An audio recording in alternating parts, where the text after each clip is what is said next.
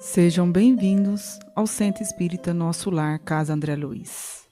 E é com grande alegria que recebemos cada um de vocês nessa casa e a todos que nos acompanhem pelas redes sociais. Vamos começar com uma prece. Quem quiser fechar os olhos para uma melhor concentração, nos conectando com Jesus e com a espiritualidade aqui presente.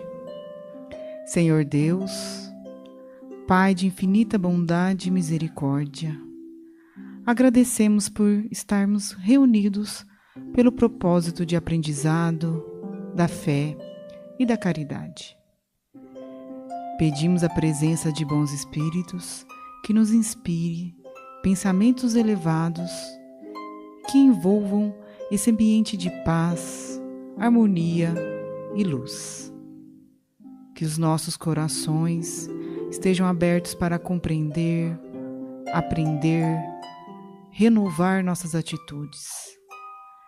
Que possamos estar aqui melhores que chegamos, mais pacientes, mais fraternos, mais confiantes de seus desígnios. Abençoa, Senhor, cada irmão aqui presente, assim como aqueles que não puderam estar conosco. Que assim seja. Hoje o nosso tema é o remédio salutar, do livro Vinha de Luz, capítulo 157. O autor Chico Xavier Emmanuel. Nosso palestrante é o Eduardo Nunes. Vamos envolver com muito amor e carinho. Seja bem-vindo. Bom dia a todos. Que a paz do nosso Mestre Jesus esteja conosco, que nos envolva, que nos inspire, que todos os seus mensageiros neste momento possam atuar em nossas consciências, trazendo clareza e objetividade aos seus ensinamentos. Que possamos aqui transmiti-los e reflexionarmos um pouco sobre essas ideias, colocando em nossa vida algo diferente, algo que nos movimente, algo que nos leve a um lugar melhor, a um estado melhor. Essa é a proposta do nosso mestre, essa é a proposta de estarmos aqui hoje, numa palestra, numa reunião espiritual. E o tema de hoje versa bastante sobre saúde física, principalmente sobre saúde mental. Esse capítulo do livro Vinha de Luz, Remédio Salutar, ele inicia com uma mensagem do apóstolo Tiago, mas escrito por Emmanuel, nos alerta para grandes verdades do mundo espiritual, da qual muitas vezes ignoramos, apesar de conhecermos. Nós que somos espíritas, que estamos aqui no Centro Espírita, assistindo palestras, fazendo curso, muitas vezes nós conhecemos a teoria, mas a prática tem sido negligenciada, talvez porque seria importante nós começarmos a ver os efeitos reais dessas dicas, dessas orientações, desses ensinamentos em prática em nossas vidas. E essa é a proposta de hoje, que nós façamos essa reflexão mais aprofundada, um pouco mais detalhada, porém de forma clara e objetiva, para que a gente desperte para essas grandes realidades, para essas verdades. O apóstolo Tiago, ele diz a seguinte frase que dá início à reflexão de Emmanuel: confessai as vossas culpas uns aos outros e orai uns pelos outros para que sareis. Esse apóstolo Tiago, inicialmente, ele não confia em Jesus quando Jesus começa o seu processo de pregação. Esse apóstolo Tiago, ele se converte depois que Jesus desencarna e retorna do plano espiritual para dar continuidade aos seus ensinamentos e preparar aqueles discípulos que se tornariam apóstolos, apesar de ser o irmão mais novo de Jesus. Ele, junto com Jesus, tem outros dois Tiagos, que sim o acompanharam em toda a sua trajetória, mas que não se confunda a mesma criatura. Porém, o que é importante desse apóstolo especificamente é que, apesar dele ter reconhecido Jesus, com sua autoridade após o retorno de Jesus do mundo espiritual, após ele deixar o corpo físico, é que ele se empenha muito na sua pregação, e esse trecho é retirado de uma das cartas dele, àqueles povos que estão iniciando o cristianismo como sendo a sua diretriz básica de comportamento moral, de religiosidade mesmo, compreendendo Deus de uma forma diferente do Deus que era apresentado no Antigo Testamento, como um Deus que pune, um Deus que oprime, ele trazendo a mensagem de um Deus de amor, de um Deus de bondade, de um Deus Pai. Ele foca muito em sua pregação a respeito da prática da fé. Ele diz, por diversas passagens, a fé somente como teoria é tirado do texto de Tiago, no capítulo 2. Outra passagem em que ele afirma isso: o homem é justificado por suas obras. Posteriormente, o apóstolo Paulo vai desenvolver muito este assunto. E o apóstolo João também vai trazer essa fala como sendo de Jesus, e ele também apregoando bastante a respeito de colocarmos a fé na prática.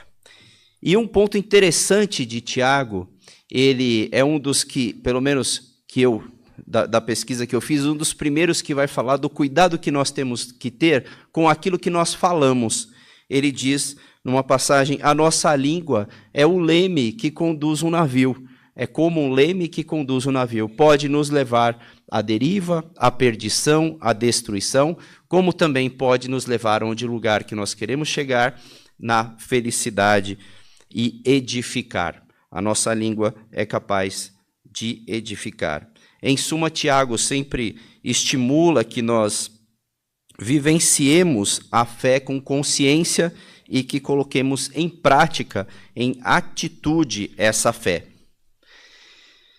Essa lição, esse ensinamento versa, então, sobre doenças, cura das doenças do corpo, cura das doenças da alma, onde uma começa, onde outra termina. Será que as doenças do corpo estão intrinsecamente muito ligadas às doenças que estão na alma? Será que o nosso pensamento pode influenciar no nosso processo de cura? Em que dia nós vamos realmente ter certeza da influência do nosso comportamento com relação a adquirirmos certas doenças e, se adquirirmos, em conquistarmos a nossa cura? Quando isso vai acontecer e como que nós podemos ter exemplos práticos para podermos confiar de que isso é realmente uma realidade? Hoje a ciência já fala muito a respeito disso, doenças psicossomáticas, doenças que são alimentadas pela insistência do nosso pensamento, como nós temos até algumas com nome, né? Uma úlcera nervosa, ou seja, uma úlcera que se desenvolveu por causa de um comportamento de ansiedade, de angústia, uma doença que manifestou no corpo físico algo que estava ali fortemente no meu pensamento o tempo todo, emanando substâncias para dentro do meu corpo que acabaram provocando uma doença no corpo físico. Interessante que hoje a ciência reconhece esse estímulo e no seu tratamento, na forma de tratar as doenças, a medicina já desenvolve técnicas e conselhos de espiritualidade, de religiosidade, para que ajude no comportamento, para que ajude na recuperação da sua saúde integral, e compreendendo o ser humano como sendo um ser integral, um ser físico, mas também um ser espiritual, também um ser social, e precisa ter equilíbrio em todas essas partes da vida para que ele realmente tenha a sua saúde completa, a sua saúde integral. E nesse sentido, a doutrina espírita também explica isso. E muitas vezes nós não compreendemos como é que essa ação do pensamento do espírito influencia nesse corpo físico, como que isso se dá. Então vamos remontar, só para trazer um pouco o ponto da nossa reflexão, que é o desenvolvimento do espírito. O espírito, ele é criado por Deus. Deus cria o espírito. O princípio dessa inteligência que hoje está aqui nesse corpo, como Eduardo, como Marcos, como João, como Valéria, como Andréa, está temporariamente num corpo físico. Mas o princípio que habita esse corpo é um princípio inteligente, é o espírito para nós dentro do espiritismo. Esse espírito, ele é criado simples e ignorante, ou seja, na menor constituição que possa se pensar, mais simples e com todo o desconhecimento, ou melhor, né, sem nenhum conhecimento. E o conhecimento e o desenvolvimento desse princípio inteligente, desse espírito, princípio espiritual, ele se dá pelos reinos da natureza, chegando nos processos mais avançados e complexos ao ser humano. E ao adquirir essa consciência ser humano, esse momento de sua evolução ser humano, ele adquire a consciência de si mesmo. Ele sabe que ele existe. A nossa diferença para o reino animal, em termos de intelectualidade, o animal também tem uma intelectualidade, também tem uma inteligência, mas é uma inteligência voltada para a sua sobrevivência, pelo seu instinto. Ele não tem uma inteligência que reflete, que pensa, que fala, nossa, mas eu fiz isso aqui me fez mal, nossa, isso aqui não é bom, eu falei aquilo para aquela pessoa ficou triste. Eu agi de forma agressiva, a pessoa agiu de forma agressiva comigo. O animal ele não reflete nesse sentido sobre o aspecto das decisões que eles tomaram e as consequências dessas decisões. Já o ser humano tem essa possibilidade e assim ele o faz. E nesse momento é que Deus deixa para nós o nosso livre-arbítrio. Livre-arbítrio é poder arbitrar entre as nossas escolhas. Eu decido fazer ou não fazer. Acontece que, ao mesmo tempo que eu tenho livre-arbítrio, esse livre-arbítrio, as minhas atitudes, as minhas decisões, têm automaticamente uma consequência. E essa consequência ela vai ser conhecida por mim, se não num primeiro momento, no futuro, pelo desenrolar do que aconteceu comigo e com as outras pessoas envolvidas pelas decisões que eu tomei anteriormente. Não é diferente absolutamente para nada. Por meio das consequências, o ser humano aprende o que é bom para si e o que não é bom para si. O que é bom para os outros, o que é bom para a família e o que não é bom para a família. E nesse processo de decisão, consequência, aprendizado, nós vamos vivendo as nossas diversas existências. A nossa experiência, o nosso aprendizado se dá no relacionamento com os outros. Se dá nessa permanente idas e vindas do mundo espiritual para o mundo material, que na verdade é um só. O tempo todo que nós estamos aqui interagindo com a espiritualidade, nós falamos com os espíritos, pedimos e clamamos pelo amparo dos espíritos superiores, oramos compreensão aos espíritos que sofrem, aos espíritos desequilibrados e também aos seres humanos que estão nessa condição. É exatamente esse processo de integração de uns com os outros que nos faz ser quem somos. E é exatamente esse processo que vai levar esse nosso mundo para onde nós desejamos que ele esteja. Um mundo regenerado, um mundo diferente, um mundo melhor para que os seres que habitam nele sofram menos as consequências dos atos das suas péssimas escolhas e também das péssimas escolhas dos outros. E ao atingirmos esse ponto, nós vamos auxiliar aqueles que ainda estão em equívoco, tomando decisões ruins para as suas escolhas. E assim aconteceu. Jesus, então, retorna dos mundos superiores, que sempre esteve conosco, comandando, coordenando o nosso planeta para esse processo evolutivo, mas se fez aqui presente materialmente para vivenciar junto conosco as nossas dores e nos dar o caminho para que possamos mudar o rumo de onde nós estávamos indo. E por isso tantas e tantas pessoas aderem ao cristianismo, se convertem ao cristianismo pela mensagem, não por medo de serem castigados por Deus, mas a mensagem do Cristo, ela é libertadora, é renovadora. E o Espiritismo consegue compreender essa mensagem do Cristo e lhe dar um complemento que aprofunda a nossa compreensão intelectual do momento em que nós estamos e para onde nós vamos. Ou seja, seguindo o nosso raciocínio, as consequências dos nossos atos, elas têm dois caminhos. Ou nos traz equilíbrio, felicidade, paz, consciência tranquila, harmonia, ou nos traz desequilíbrio, dor, sofrimento, angústia, desarmonia, desequilíbrio.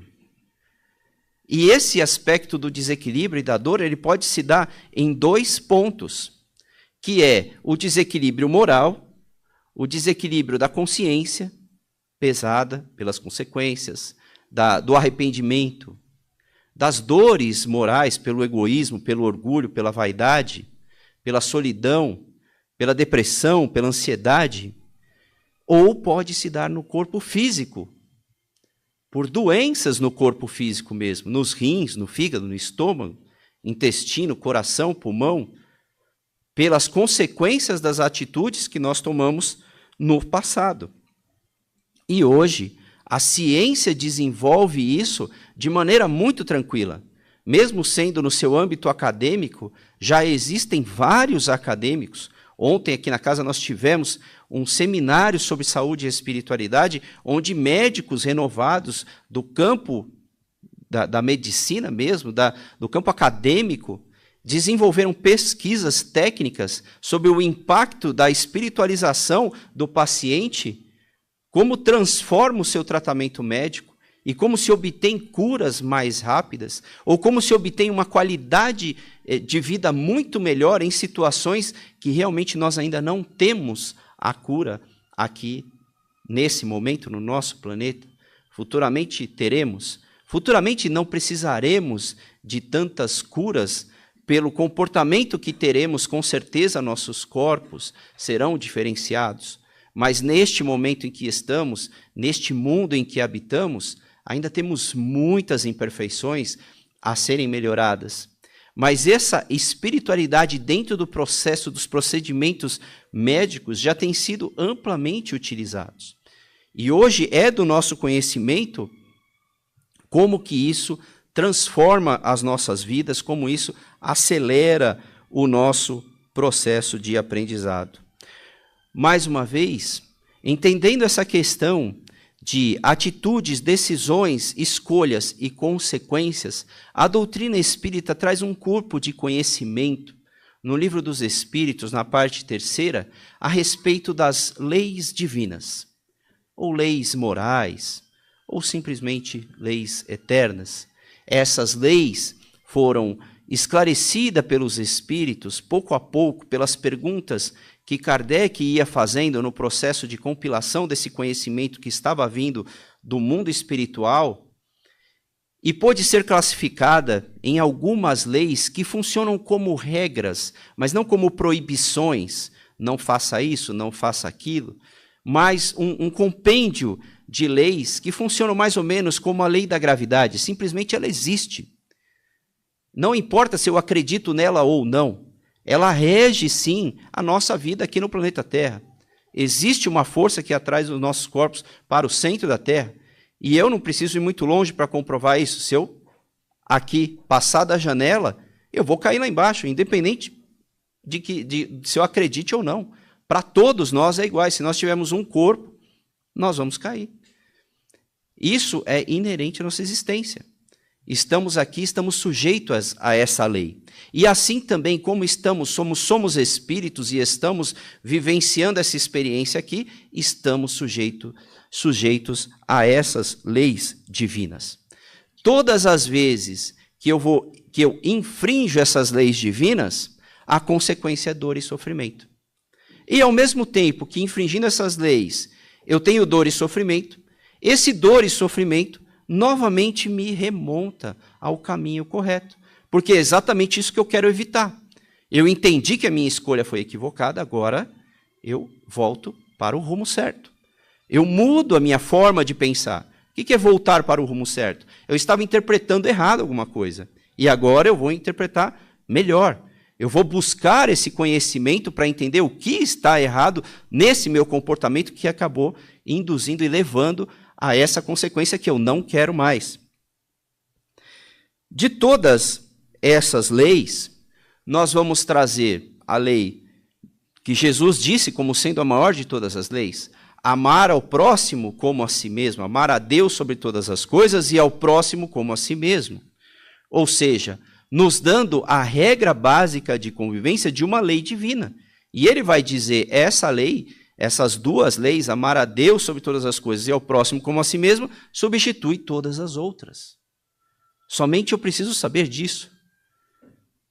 Tudo que envolver o meu relacionamento, a minha relação com o próximo, deve ser medida com aquilo que eu quero com relação a mim mesmo.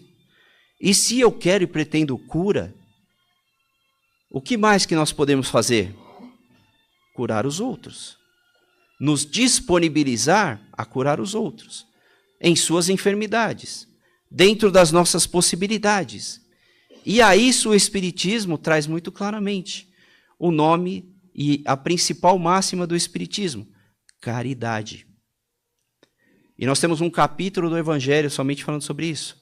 Fora da caridade do Evangelho segundo o Espiritismo, não há salvação. O que é a salvação? É esse estado que eu estou buscando. A felicidade plena, o equilíbrio, a consciência da vida, das coisas, do mundo material, do mundo espiritual, da interação entre os espíritos. Equilíbrio, felicidade. Não uma mera alegria de ter ganho um prêmio ou algo que eu queria muito, mas a felicidade plena, que estabiliza o meu comportamento, que estabiliza meus relacionamentos, a minha compreensão sobre a vida, me ajuda, me fortalece para passar pelas dificuldades. A caridade. Dentre essas leis divinas, o Espiritismo traz a lei de justiça, amor e caridade, que também resumiria todas as outras. Dentro desse comportamento, estaríamos agindo dentro de todas as leis divinas, de justiça, amor e caridade. O que significa isso? Onde que isso afeta o nosso estudo de hoje? Por que a caridade cura? Ou como isso se processa? Enquanto eu estava fazendo o estudo, a leitura do texto, me preparando para trazer o tema, eu me lembrei de uma história que acontece no livro Libertação. Quem já leu o livro Libertação vai se lembrar de uma passagem, já no desenvolvimento da história. É uma história que conta um processo obsessivo que uma jovem está sofrendo muito intenso. E o desenrolar dessa história é que um grupo que está junto com o André Luiz, sob o comando de 2 grandes mentores lá do nosso lar, vem até a Terra em auxílio a essa criatura, a pedido de um grande companheiro que retorna à pátria espiritual e pede intervenção dos bons espíritos para aquele caso. E aquele momento em que eles estão auxiliando todo esse processo, eles se deparam com um processo obsessivo gravíssimo, gravíssimo. Uma jovem está tomada, envolvida por pensamentos terríveis, influenciado por outros espíritos, e então esses trabalhadores começam um processo de amor e de perdão entre todos os envolvidos e vão desmantelando essa rede que vai trabalhar nesse processo obsessivo, pouco a pouco, um a um. Mas o trecho que eu queria trazer aqui desse livro é um momento em que esses espíritos superiores, eles estão na casa de quem está sofrendo esse processo obsessivo. E nessa casa, eles precisam de uma certa proteção espiritual em volta, para que eles possam trazer a cura para o corpo dessa jovem. E, ao fazer isso, eles estabelecem na ponta das janelas, porque a região estava muito influenciada negativamente, com espíritos bastante sofredores em volta, pontos de luz que identificavam que naquela residência estava tendo uma atuação espiritual superior trabalhando nesse processo. Mas ao ver os pontos de luz, as pessoas os espíritos desencarnados que estavam na região e viam e precisavam de ajuda também, que também estão sofrendo, começaram a buscar e se aproximar ali da casa e clamar do lado de fora para que eles descessem e fossem auxiliá-los. Mas eles não poderiam auxiliar a todos. Então desce um dos mentores, desce André Luiz e fala, vamos conversar com eles. E André Luiz fica assustado, fala assim, nossa, mas nós vamos conversar com todo mundo, não vai dar. Não vai dar tempo, tem muita gente aqui. Não tem como ajudar. E o mentor fala assim, observa. O mentor então chama uma jovem à frente e fala, conte a sua história. E ela conta que ela se arrependia muito e estava amargurada por estar vendo seus filhos hoje sofrendo as angústias, os desencontros, os desentendimentos por tudo que ela não fez enquanto teve a oportunidade de ser a mãe deles. Não os orientou, não trouxe princípios morais adequados, muito pelo contrário, abandonou, deixou de lado, teve uma vida vã, uma vida vazia, somente aos interesses materiais, a realização dos seus desejos, de suas vontades. E os seus filhos hoje, que ela tanto amava, estavam totalmente perdidos, desenganados, se equivocando muito. E ela sentia essa angústia, mas a maior angústia era que quando ela se aproximava deles para tentar ajudar, tentar evitar, eles sentiam como se estivesse destilando um veneno no corpo deles. A presença dela fazia mal para eles. E ela não podia se aproximar e ajudar, e essa era a angústia dela. E todos que estavam ali, ouvindo a história dela, começaram a se compadecer. Falaram assim, nossa, isso aí que é sofrimento. Quer dizer, você não pode nem estar perto da pessoa que você ama, que quer ajudar, que você se arrepende. E então o mentor falou para o André Luiz, presta atenção. Agora, uns vão se confessar aos outros. E as histórias deles vão ajudar a eles a compreender as suas próprias histórias. E essa cura vai começar de forma coletiva. Olha que interessante. Como que funciona o grupo de alcoólicos anônimos, o grupo de narcóticos anônimos, entre outros grupos de anônimos, em que as pessoas se reúnem e uma das primeiras coisas, quando a pessoa está preparada, é contar a sua história. E para os outros que estão ali ouvindo as coisas que aconteceram na vida dessa pessoa, devido ao consumo, devido à droga, devido ao álcool, tudo que passou, os amigos que eles perderam, os familiares que eles perderam, a família abandonou, pessoas que morreram, pessoas que eles prejudicaram por causa da bebida, enganaram, mentiram, começa a fazer uma reflexão interna nos outros. E quem está lá ouvindo se identifica e fala, nossa, mas o que eu posso ajudar essa criatura? O que eu posso ajudar essa pessoa para ela se sentir melhor? E eles começam a conversar entre si. E essa conversa se cura. Vamos lembrar o que Tiago disse. Confessai-vos as vossas culpas uns aos outros e orai uns pelos outros para que sareis. É uma cura. É um trabalho, é um processo profundo, uma terapia profunda de tratamento espiritual e físico, trazendo equilíbrio para o corpo. Aqui, esta casa, o Centro Espírita Nosso Lar Casas André Luiz, mantém o hospital com crianças com deficiência mental e física gravíssimas. E quando nós temos a oportunidade de entrar naquele ambiente, de nos identificarmos, de nos conectarmos com os pacientes da instituição, com as famílias, nós começamos a olhar aqueles problemas, aquelas criaturas que não podem fazer nada por si mesmo. Precisam de ajuda para tudo. Para tomar um copo d'água, para se alimentar, para fazer higiene, para dormir, para não se machucar. E aquilo começa a tocar dentro de nós, fala assim, nossa, o meu problema fica pequeno. O que eu tenho? Eu estou passando por uma situação difícil, claro, tal, mas quando eu começo a olhar problemas diferentes, quando eu começo a me abrir aquilo começa a repercutir diferente dentro de mim. O meu pensamento muda. Eu me curo do meu problema. Eu vou lidar com o meu problema, mas de uma forma muito diferente do que eu estou lidando hoje. E assim, eu acredito que nesse ponto, após essa breve reflexão, nós podemos ler um pouco do que Emmanuel trouxe no final deste capítulo. E que isso nos sirva de motivação, de exemplo, de vontade para mudarmos esse comportamento em nossa vida. Porque se hoje nós não estamos passando por um processo de doença, podemos estar passando por uma enfermidade na família, ou um dia podemos passar. E o que nós fazemos aqui é nos abastecer de fé, de confiança, para que na hora certa tenhamos a atitude correta. Qualquer desarmonia interior atacará naturalmente o organismo em sua zona vulnerável. Experimentarão os efeitos no fígado, outro nos rins, ainda outro no próprio sangue. Em tese, todas as manifestações mórbidas se reduzem a desequilíbrio.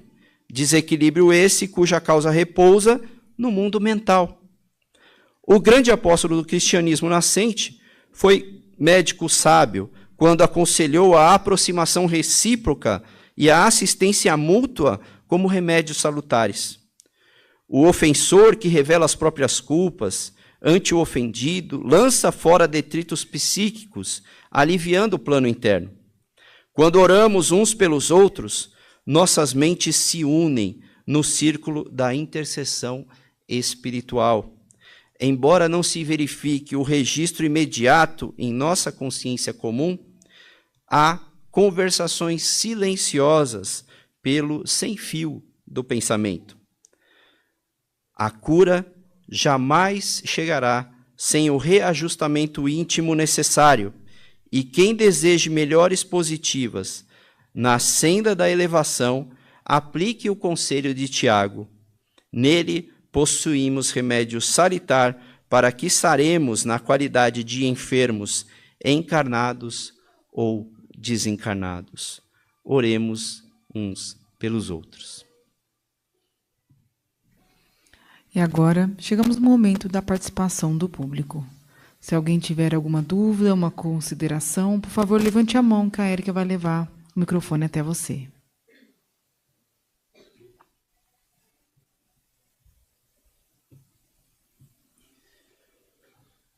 É o frio.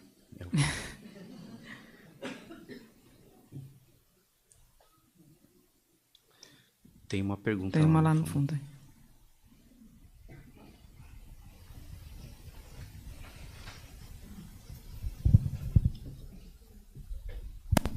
Bom dia. Bom dia. Tudo bom, Edu? Tudo bem. Eu fiquei pensando que algumas vezes também a gente já vem com algumas provações, né, de doenças no corpo. Eu acho que muita gente acaba trazendo para nós através da nossa conduta, né, dos nossos pensamentos, das nossas formas de agir, mas pode acontecer também da gente ter essa aprovação.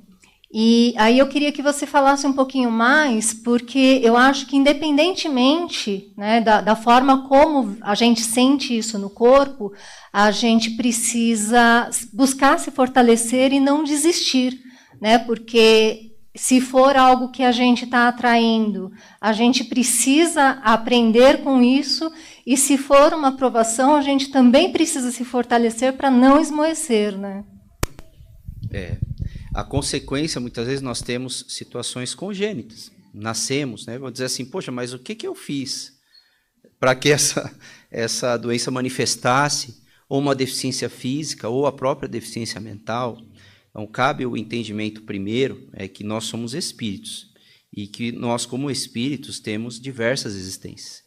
E a lei dessa causa e efeito, ela está sempre presente. Ela não Não existe como nós sairmos dela. É uma lei divina. E provavelmente, nesses casos congênitos de nascimento, que trazem esses problemas difíceis, estão ligados a questões de vidas anteriores nossas. Mas isso não exime exatamente a nossa necessidade, porque ela veio para que pudesse ser tratado. Qual a diferença que nós vemos? Outro dia eu estava assistindo o documentário de um rapaz jovem que tem uma doença terminal, é decidido que ele vai desencarnar, mas ele está sendo o exemplo de referência lá no hospital onde ele está sendo tratado, como o enfrentamento com alegria. E ele falou que ia fazer uma festa de velório, né? Para que ele pudesse ter a percepção que, apesar ele sabe que num momento ele vai deixar essa vida, mas o momento que ele quer viver, ele está aqui, ele não morreu. Ele não se foi ainda. As pessoas que ele ama estão ali. E ele vai simplesmente abrir mão de tudo isso, porque um dia ele vai retornar. Gente, todos nós vamos. Por que não viver como se fosse exatamente o dia que eu estou aqui? Comemorar o que eu estou aqui, aproveitar que eu estou aqui. Mas o que muda a visão dessa criatura com a visão de outras que, ao saber o diagnóstico, já decreta a sentença?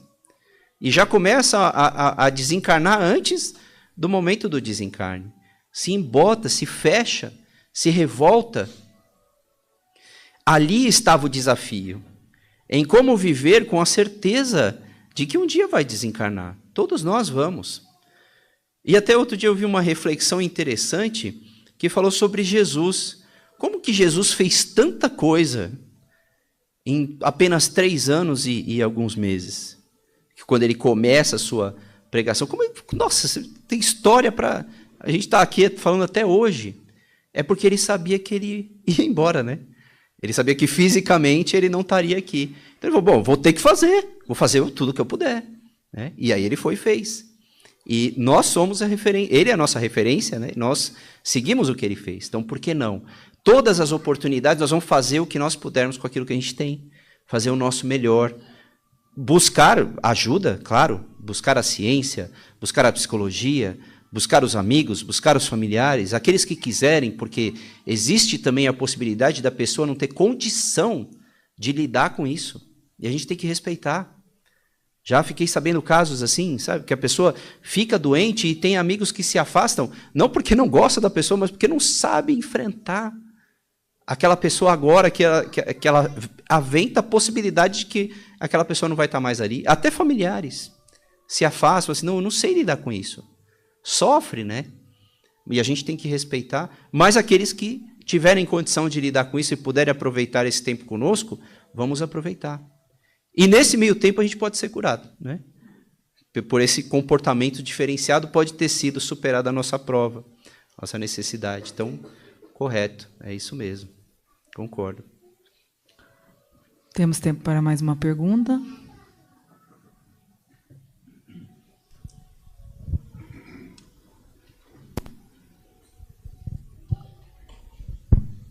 Bom dia.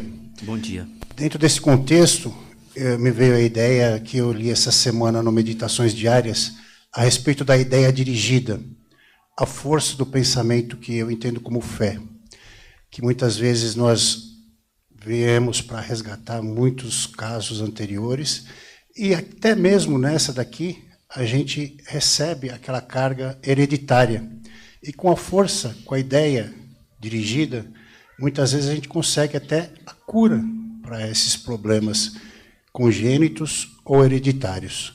Gostaria que você falasse um pouco mais sobre isso. Obrigado. É verdade. Leon Denis, que foi um contemporâneo de Kardec e que depois avançou muito na divulgação da doutrina espírita, porque ele era bem jovem quando Kardec trouxe a doutrina espírita para nós, e ele já de pronto abraçou como que já fazia parte do conhecimento espiritual dele, né? Ele dizia assim que a maior potencialidade do espírito é a vontade. É a maior potencialidade do espírito. Então, quando ele se vê imbuído de vontade, ele muda, ele dirige os seus pensamentos, ele busca um meio de sair daquela situação, ou de encontrar uma forma de interpretar o que está passando de uma forma positiva. Ah, mas eu não sofro? Sofro. Mas tem caminhos? Tem. A questão é, eu vou ficar nesse sofrimento?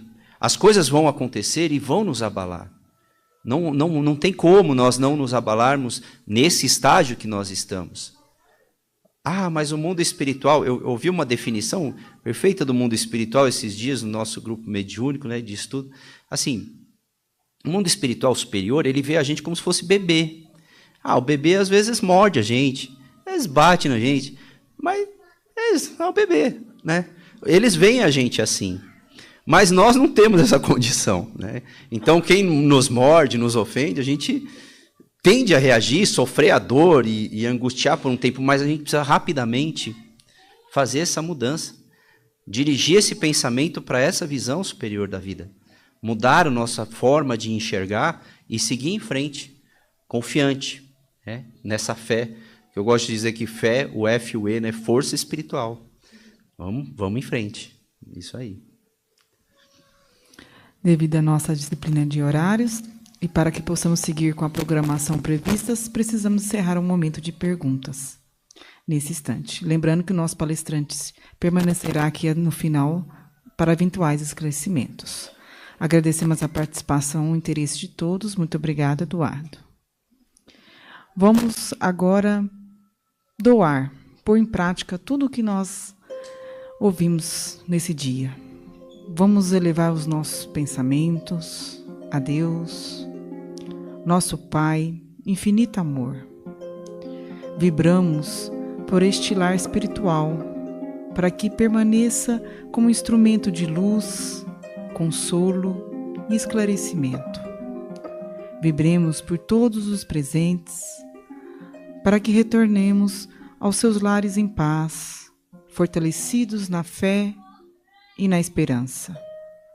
Vibremos pelos doentes, de corpo e de alma, pelos aflitos, pelos que sofrem e pelos que sentem sozinhos, para que recebam amparo e serenidade. Vibremos também pelos nossos familiares e por toda a humanidade, para que o amor e a fraternidade prevaleçam em todos os corações. Agradecemos, Senhor, por essa oportunidade de aprendizado, convivência fraterna, pelas energias luminosas e amorosas em que fomos envolvidos e por permitir estarmos aqui. Que possamos colocar em prática os ensinamentos recebidos nesse dia. Que a paz de Cristo esteja conosco hoje e sempre. Que assim seja.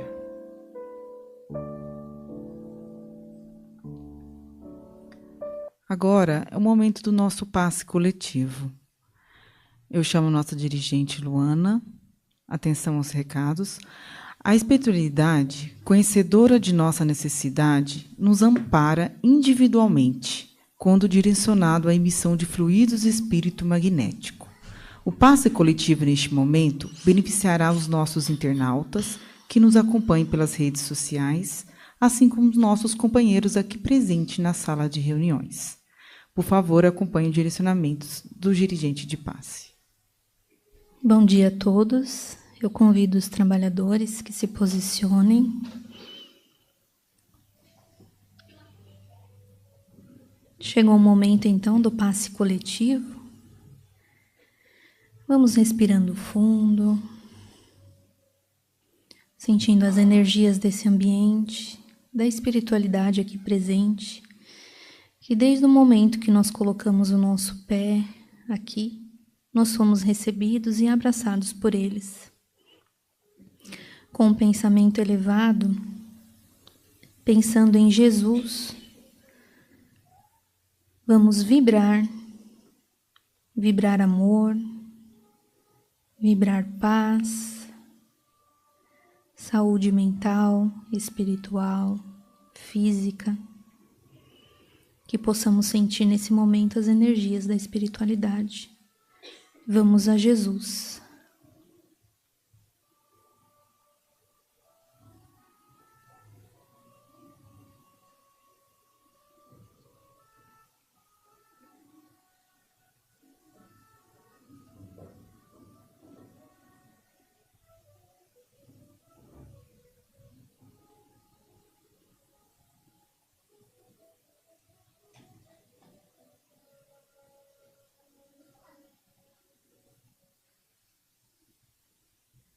Graças a Deus. E agora é o momento do passe à distância. É o momento onde nós vamos vibrar pelos seres queridos que não podem estar aqui presente. Quem tem mais de um pode pensar neles alternadamente, ora em um, ora em outro. Mantendo ainda os pensamentos elevados, confiando na espiritualidade, em Jesus, com os nossos entes queridos no pensamento, vamos vibrar saúde, amor, paz, serenidade, equilíbrio, que eles estejam abertos e receptivos para receber essas energias. Vamos a Jesus.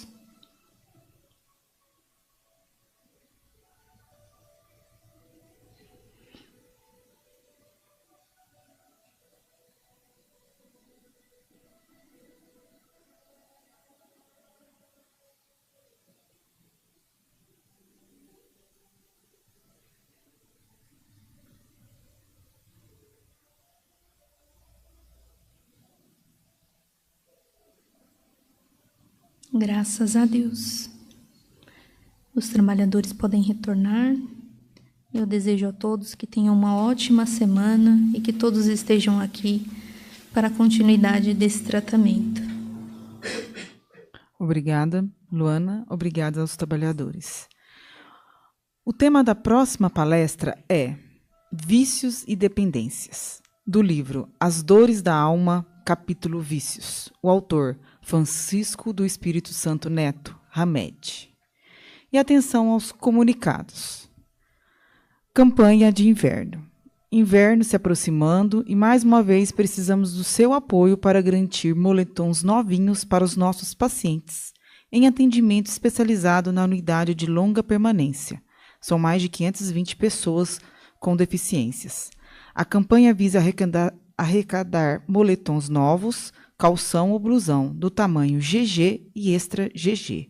A solicitação por tamanhos grandes é para garantir conforto da vestimenta de nossos pacientes. Nas cores cinza, bege, azul, cores padrão na utilidade das nossas unidades. Se desejar sua doação em peças, pode ser encaminhada para uma das nossas unidades doutrinadas ou pode ser realizado um depósito bancário ou Pix de qualquer valor para a compra conjunta de moletons. Junte os amigos, família, os conhecidos, vamos deixar o coração de nossos pacientes quentinhos neste inverno. Mais informações no nosso site ou nos cartazes do centro. Segundo comunicado, quer aprender mais sobre a doutrina espírita? Temos vagas abertas para o introdutório ao curso Doutrina Espírita.